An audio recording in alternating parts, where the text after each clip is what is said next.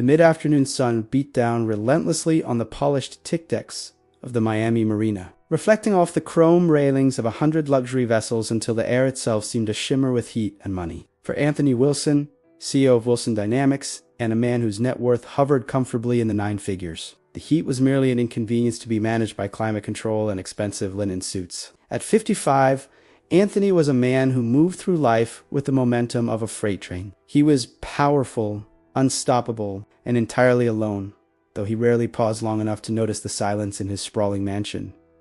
Today was pivotal. In his hand, he gripped a leather briefcase containing the final contracts for a merger that would cement his legacy in the aerospace industry, a deal worth over $400 million.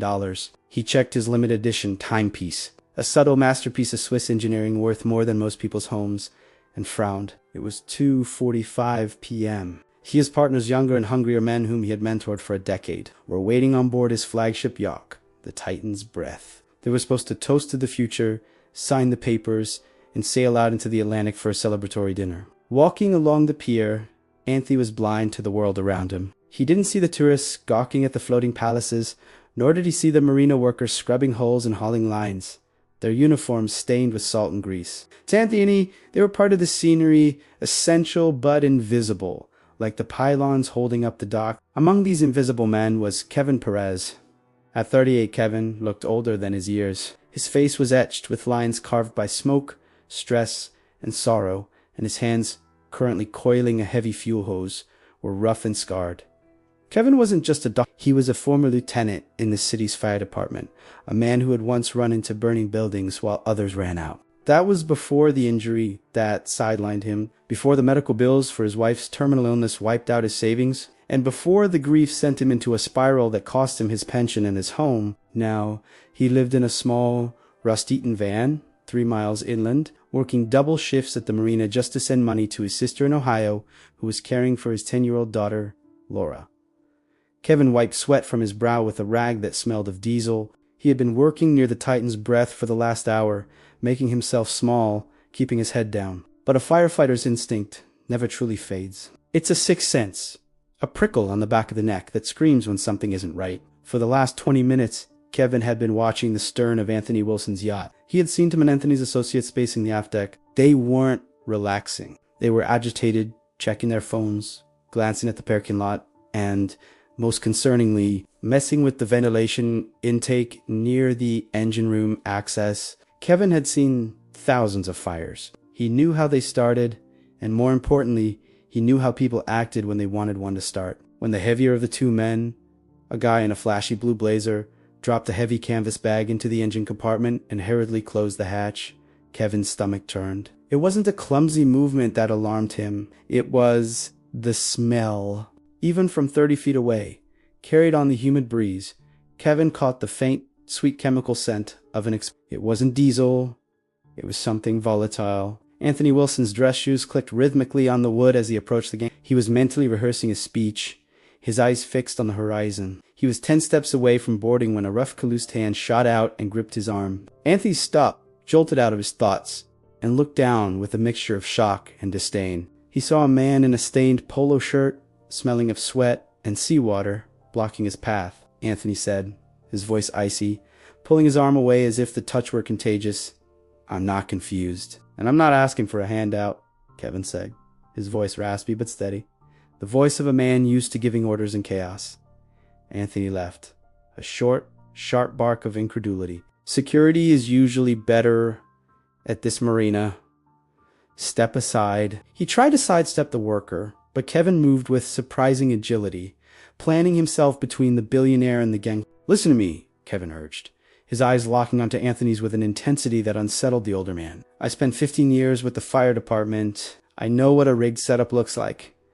Those 2 men on your deck, they didn't stock the engine room with champagne. They dumped a bag down the intake that smells like industrial acetone and capped the vents. You turn that ignition key, and the spark won't just start the engine." Anthony stared at him. The absurdity of the claim warred with the absolute conviction in the stranger's eyes. "My partners, Brian and Timothy. That's insane. We've built an empire together." Kevin didn't blink. "It's not about the boat. It's about who's on it when it goes down." Kevin nodded subtly toward the upper deck.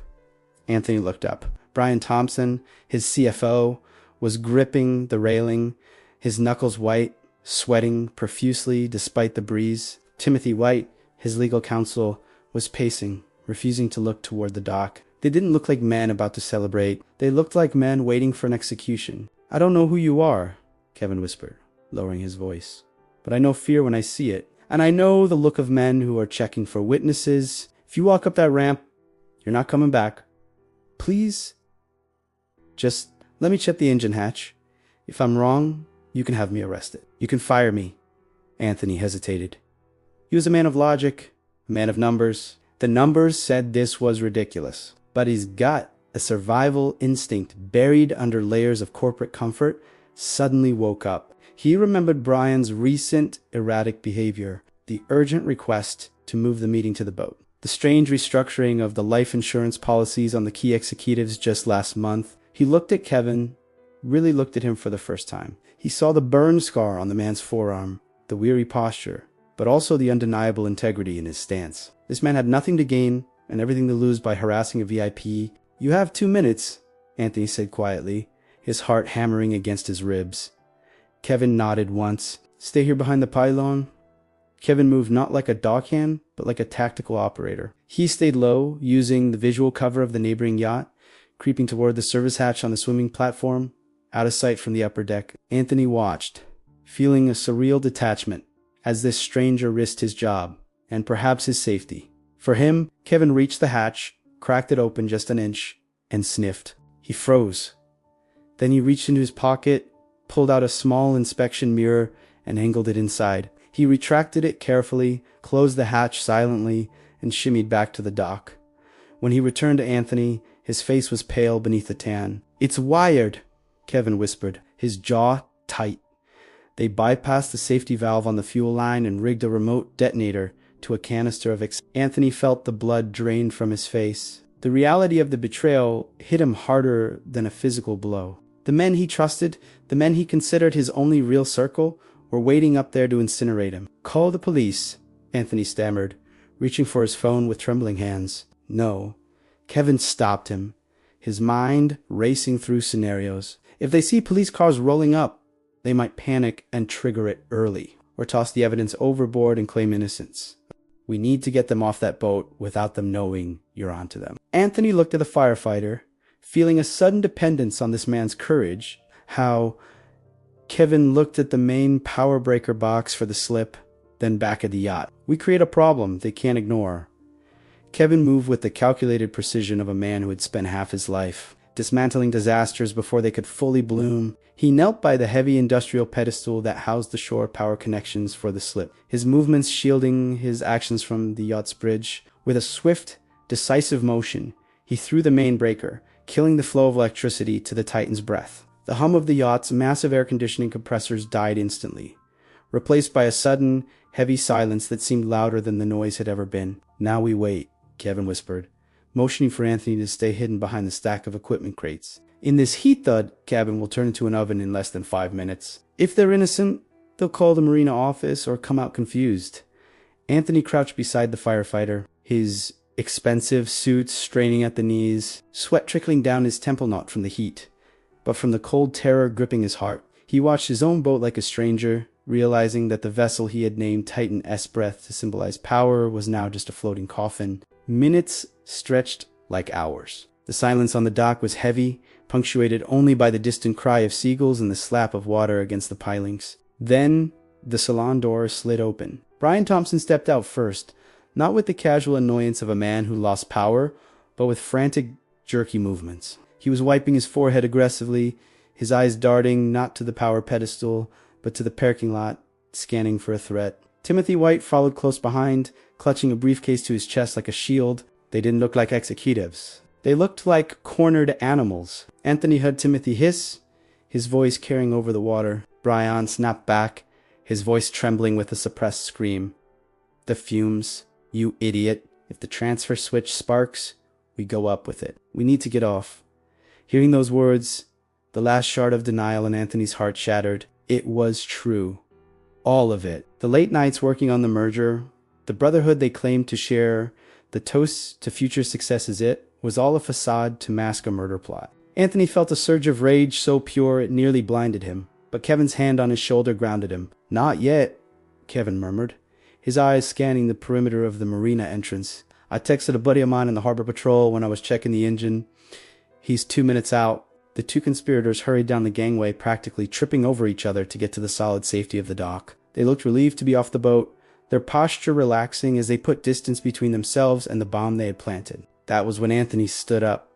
He emerged from behind the crates like a ghost rising from the grave. The color drained from Brian's face so fast he looked like he might faint. Timothy froze mid-step, his mouth opening and closing like a landed fish. Anthony's voice was low, terrifyingly calm, stripping away the veneer of friendship that had covered their relationship for years. "Anthony," Brian stammered, taking a step back, his hands raising instinctively in a gesture of surrender. We were just coming to find you." The power cut out. Anthony stepped closer, his eyes drilling into the men who had planned to turn him into ash. The silence that followed was absolute. Timothy dropped the briefcase. It hit the wood with a heavy thud. "We can explain," Timothy squeaked, his confident lawyer persona dissolving into cowardice. "It's not what you think. It was Brian's idea. He owes money to the cartel in Vegas." Brian turned on him, snarling, "Shut up, you traitor. You signed off on the insurance changes. The betrayal was total." They were turning on each other before the handcuffs were even visible. And then the sirens wailed not from the street, but from the water. A harbor patrol boat roared into the slip, blue lights flashing, followed by 2 police cruisers screeching into the marina parking lot. Kevin had timed it perfectly. The ensuing chaos was a blur of shouting officers, Miranda rights being read, and the pathetic sight of 2 wealthy men being shoved into the back of patrol cars, weeping for their lost futures. Anthony stood amidst the turmoil, a solitary figure in a torn suit, watching the police bomb squad board his yacht with sniffing dogs and sensors. He felt hollowed out, as if the adrenaline had scoured away his insides, leaving him empty. When the dust settled, the sun was beginning to dip low, painting the sky in bruises of purple and orange. The marina was quiet again, though now it was a crime scene. Anthony sat on the edge of the dock, his legs dangling over the water, the expensive leather briefcase forgotten beside him. Kevin was nearby, coiling the hose he had been working on before the world ended, preparing to finish his shift as if he hadn't just saved a life. Anthony watched him for a long moment. He saw the fatigue in the man's shoulders, the way he favored his left leg, the quiet dignity of his labor, and he asked, his voice rough. Kevin paused, looking up. Anthony gestured vaguely to the yacht. "You don't know me? You could have walked away. You could have let 2 rich guys blow themselves up and gone home. Hell, most people would have filmed it for the news." Kevin wiped his hands on a rag and walked over, sitting down on a mooring bollard a few feet away. He looked out at the water, his expression softening. "Because I took an oath," Kevin said quietly. "It doesn't expire just because I turned in my badge, and because I know what it's like to lose everything." Anthony studied him.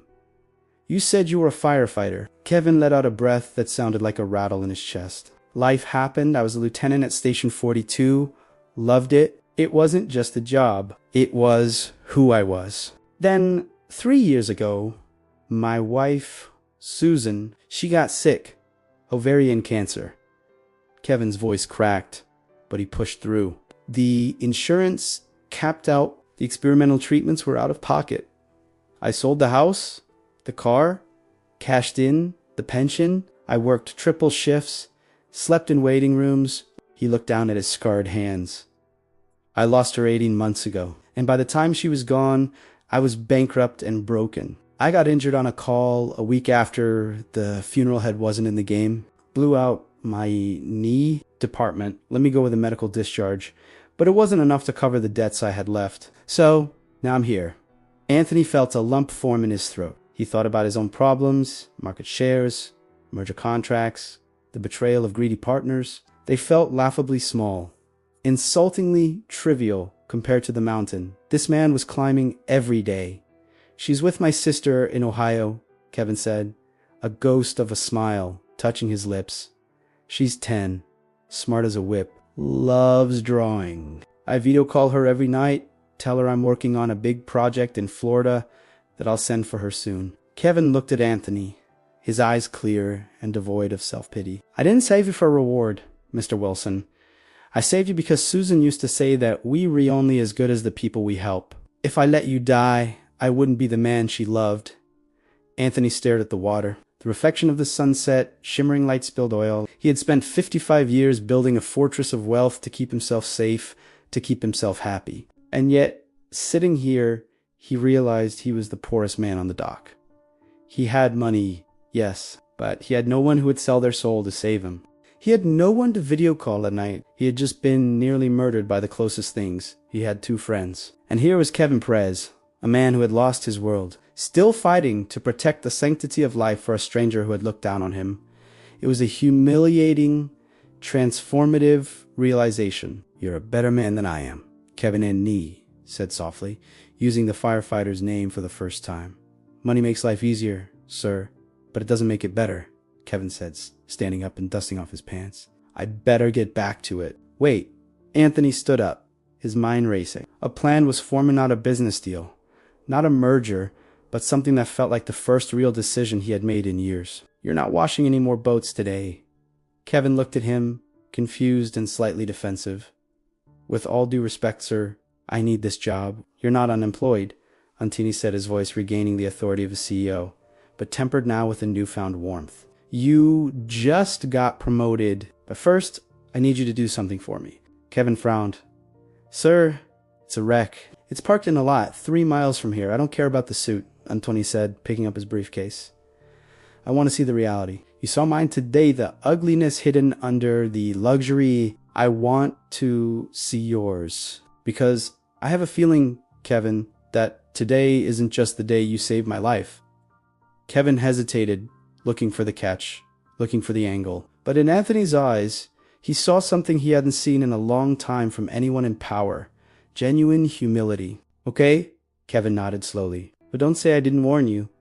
The ride to Kevin's van was quiet. Anthony, still reeling from the day's events, rode in the passenger seat of Kevin's rusted-out Ford Econoline, the upholstery torn, and the air thick with the smell of old fast food wrappers and engine oil. He watched the city pass by, the glittering high-rises of the financial district giving way to the gritty reality of the industrial outskirts. Kevin parked in a dimly lit lot behind an abandoned warehouse, a place where the forgotten people of the city parked their homes on wheels. Anthony stepped out, the gravel crunching under his dress shoes, and looked at the van. It was even smaller and more dilapidated than he had imagined. Inside, it was a masterclass in survival. A cot pushed against one wall, a small propane burner, a cooler, and a taped-up picture of a smiling woman and a little girl on the dashboard. Home sweet home, Kevin said with a self-deprecating shrug, leaning against the hood. Like I said, it's not much. Anthony walked over to the picture. The woman had warm, kind eyes, and the little girl, Laura, looked just like Kevin, with the same determined jaw. He thought of his own sprawling mansion, the 10 bedrooms that were never slept in, the chef's kitchen that was never cooked in. It felt obscene. Kevin and Anthony said, turning away from the photo, his voice thick with emotion. This isn't a home.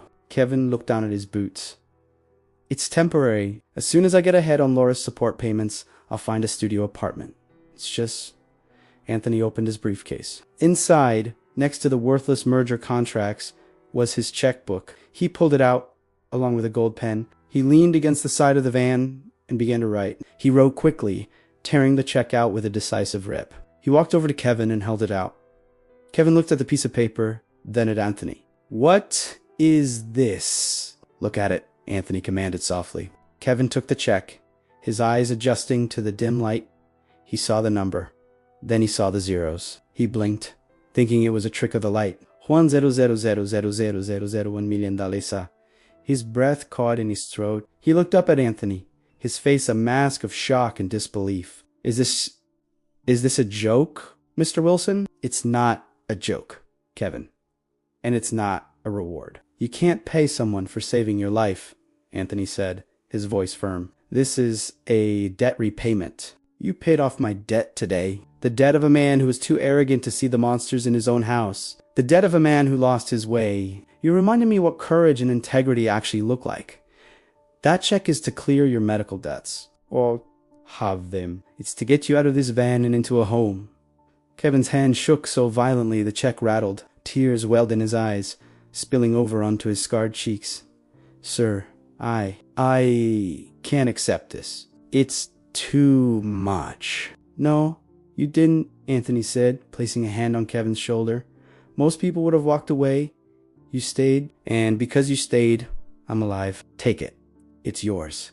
Kevin wiped his eyes with his sleeve, struggling to find his voice. Anything. You don't work for me. You don't work for anyone. Antoni said, a smile finally breaking through his somber expression. You used to be a lieutenant, a leader. I'm setting up a new foundation, the Susan Perez Foundation for First Responders. It will provide financial aid and support to firefighters, paramedics, and police officers who are drowning in medical bills or dealing with injuries that the system will uncover. I'm endowing it with $50 million to start, and I want you to run it. You're the executive director. Your salary will be commensurate with a CEO of a major nonprofit. You'll need a staff, an office. You'll need to build it from the ground up. Kevin looked from the check to Anthony, his mind struggling to comprehend the magnitude of the offer. It wasn't just money. It was a purpose. It was a way to honor Susan, to help the people who were just like him, to turn his deepest pain into something good. Mr. Wilson, Anthony, Kevin choked out, "You're giving me my life back." "No," Kevin Auntie said, his eyes shining in the darkness. "We're giving each other a chance. You saved my life today." The two men stood in the desolate parking lot, bound by a bond forged in fire and betrayal. A week later, the news broke, not about Anthony Wilson's near-death experience, but about the launch of the Suzanne Perez Foundation. The photo accompanying the article wasn't of Anthony in a suit on his yacht. It was a candid shot of Anthony and Kevin shaking hands in front of a modest, newly rented 3-bedroom house. In the background, a 10-year-old girl with a bright smile was running toward them, her arms outstretched. Lifey, move it on. Brian and Timothy went to prison, their greed earning them a decade behind bars. Anthony never merged his company. Instead, he restructured it, focusing on sustainable technologies and dedicating a significant portion of his profits to philanthropy. He sold the Titan's breath. He didn't want it anymore. It was a reminder of a life he had outgrown. He bought a smaller boat, a fishing cruiser, and most weekends he could be found on it with Kevin and Laura, teaching the girl how to cast a line, listening to Kevin tell stories about the firehouse, and laughing for the first time in years. The Susan Perez Foundation became a beacon of hope for thousands. Kevin Perez, the man who had lived in a van and washed boats, became a respected leader in the nonprofit world, a man known for his unwavering empathy and his tireless work ethic. He never forgot where he came from, and his office door was always open to anyone who needed a break. Antoni Wiesel, the isolated billionaire, became a mentor and a friend, a man who discovered that the greatest wealth wasn't in his bank account, but in the community he helped build. They saved each other that day on the dock, one from a bomb, the other from a meaningless existence. And in doing so, they proved that sometimes the worst day of your life can be the beginning of your best one.